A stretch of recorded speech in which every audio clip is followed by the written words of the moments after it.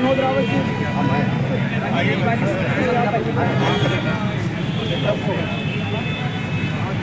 हसन, मैं चाहूँगा कि आप ज्ञापन पढ़ें 1 मिनट। सर आप पीछे कैसे हो जाते हैं? आ जाइए। प्रतिष्ठा में महामहिम राष्ट्रपति महोदय राष्ट्रपति भवन नई दिल्ली द्वारा श्रीमान पुलिस आयुक्त महोदय लखनऊ मांग पत्र महोदय आज दिनांक 11/2/2026 को महाराजा लाखन पासी की नगरी एवं उत्तर प्रदेश की राजधानी लखनऊ में सामाजिक न्याय मोर्चा उत्तर प्रदेश के आह्वान पर सामाजिक न्याय समर्थक सामाजिक संगठनों द्वारा कलेक्ट्रेट लखनऊ से परिवर्तन चौक तक पैदल मार्च निकालकर श्रीमान पुलिस आयुक्त महोदय लखनऊ के माध्यम से यह मांग पत्र आपकी प्रतिष्ठा में प्रेषित किया जा रहा है।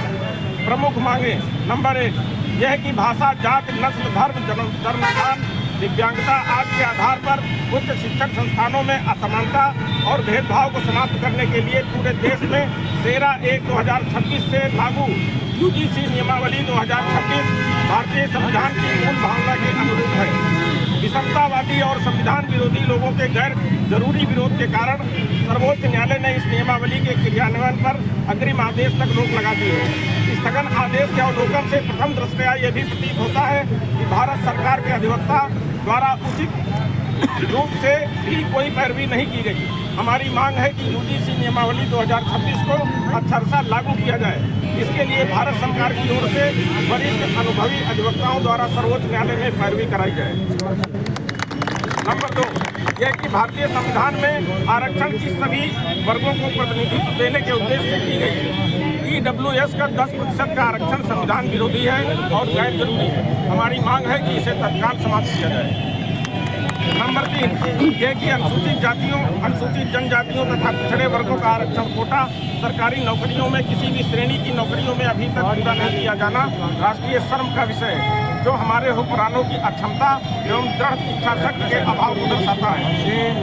हमारी मांग है कि विशेष भर्ती अभियान चलाकर इन वर्गों का आरक्षण कोटा पूरा किया जाए।